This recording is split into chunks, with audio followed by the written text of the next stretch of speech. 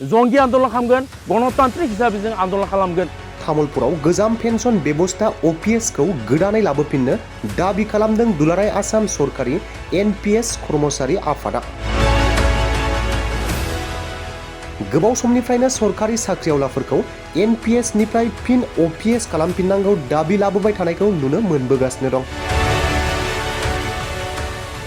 सरकारि साख्रिआवलाफोरनि आजिरा मोननाय जिउआव रैखाथि नागिरनानै गोजाम पेन्सन राहा फिन गायसनफिननायनि दाबियाव दुलाराय आसाम सरकारि साख्रिआवलाफोरनि NPS सरकारि आफादनि हांख्रायनायाव तामुलपुर जिल्ला बेंगिरिनि मावखुलिनि लांगोनायाव गोख्रों खामानि मावनायनि खामानि बेरेखा आरो 2 घन्टा उखैहाबनाय सोमावसारनाय हाबाफारि लादों तामुलपुर जिल्ला कमिटि दुलाराय आसाम सरकारि NPS कर्मचारि आफादा।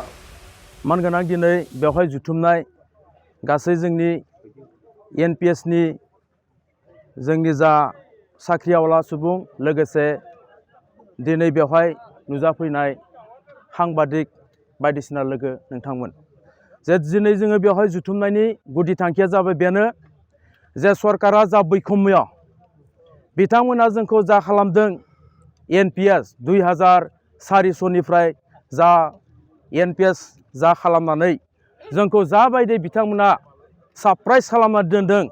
मानोना सासे NPS सुबुङा जाबायदि बिथाङा बोराय बैसोआव जेरैबायदि बियो गावनि सोलिनो हायै सोलेरनि समाव जाबायदि एसे बेथनखौ लानानै जोंनिफ्राय ज' दोननाय दोहोनखौनो बिथांमोना इनभेस्टमेन्ट खालामनानै बेखौ जोंनो एसे होनाय बेवहाय जोंहा जेबो गाव सोलिनायनि जेबो राहाथायानो गैया। मुलि मोनसे जानायनिबो जोंहा जेबो माबा गैया।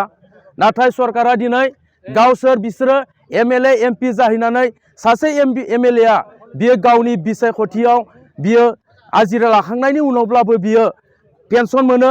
लोगोसे बिनि उनाव बिथाङा MP जायोब्लाबो बेवहाय पेन्सन मोनो। सासे मानसिया MLA बो पेन्सन मोनो MP बो पेन्सन मोनो। बायदिसिना बिथांमोना गोबां हिउज पेन्सन लानानै बिसोरो जाबायदि बैखम्य खालामदों जाबायदि राजतन्त्र बिथांमोना सोलिदों बिनि हेंथायैनो जोङो दिनै बेवहाय जोंखौ जाबायदि नेवसिनाय बेखौ लानानै जोङो दिनै बेवहाय बेबायदि धर्मघट खालामदों। दिनैनि बेबायदि जोंखौ जाबायदि बैखम्य खालामनाय जोंखौ जाबायदि बिथांमोना मोहेर मेगनजों नायनाय होननानै बुङोब्लाबो गोरोन्थि गैया। बेबायदि खोथानि थाखाय जाहाथे जोंनि बोराय बैसोआव जोङो एसे जोंनि 50% जोंनि दरमानिफ्राय बेखौ लानानै जोङो सोलिनाय गोदोनि बायदि बे नेमखान्थिखौनो फिन बाहाल खालामनांगौ। बेनि थाखायनो जों बेवहाय दिनै जथुमदों। बेखिनियानो मेन खोथाया जाहैबाय बेनो। गोबांबार नोंथांमोनखौ दाबि खालामबोबाय थानाय नुदों दासिमबो साक्सेस जायाखै। बेवहाय सरकारा जोंनि फारसे गोबां बायदिसिना खालामदों। नाथाय बेनि हेंथायै बिथांमोना होआब्ला जोङो बारे बारे जोङो खालामगोन। दरखार जायोब्ला जोङो बेनिख्रुइ गोरानिफ्राय गोरासिन जोङो आन्दलन खालामनो जों बाध्य खालामगोन। माबायदि रोखोमनि आन्दलन खालामगोन? बेवहाय जोङो जंगि आन्दलन खालामगोन गणतान्त्रिक हिसाबै जों आन्दलन खालामगोन। सरकारनि हेंथायै सरकारा जुदि जोंखौ माबा खालामब्ला बिसोरनि हेंथायै जोङो आन्दलन खालामबाय थागोन। आरो नेक्स्ट बिसायख'थियाव जाय सरकारा जोंनि फारसे जोंखौ होगोन होननानै लायगोन बे सरकारजोंनो जों बेवहाय आखाइ फोलावनायनिबो बाध्य जानो हागौ। बेखिनियानो खोथाया। बिटिआरआव मोनसे गोजोनथाव खौरां। बिटिआरनि सदर सहर क'क्राझारनि जेडि रडजों नांजाबनाय गोजोनपुरी रयेल एनफिल्ड श'रुमनि गोजौआव थानाय आइ आफा BM इन्स्टिटिउट अफ पेरामेडिक्स। बे आइ आफा BM इन्स्टिटिउट अफ पेरामेडिक्सआ नोंथांमोननो लानानै फैदों देहा जोथोन लाखिनायनि माखासे आयदाफोर। 2024-25 मायथाइनि मुं थिसननाया फैगौ 15 जानुवारिनिफ्राय जोबथा मार्च दानसिम सोलिगोन।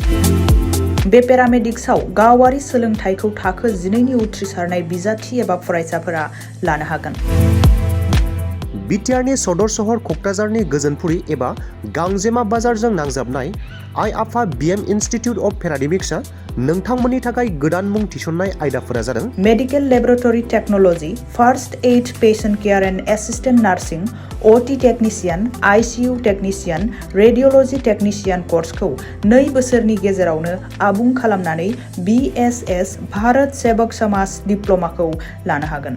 लोगोसे गासैबो डिप्ल'माखौ लानायनि उनाव सोरखारि साख्रि मोननायनि सुबिदाबो दं। नोंथांमोनहा बेफोर कर्सनि थाखाय गोदानै मुं थिसननो गोसो दङब्ला आइ आफा BM इन्स्टिटिउट इनस्टिट्यूट अफ पेरामेडिक्सनि नैबे मबाइल नाम्बार 9395899391 86383914746 आव थोंजों सुलाद लाहरनो हागोन।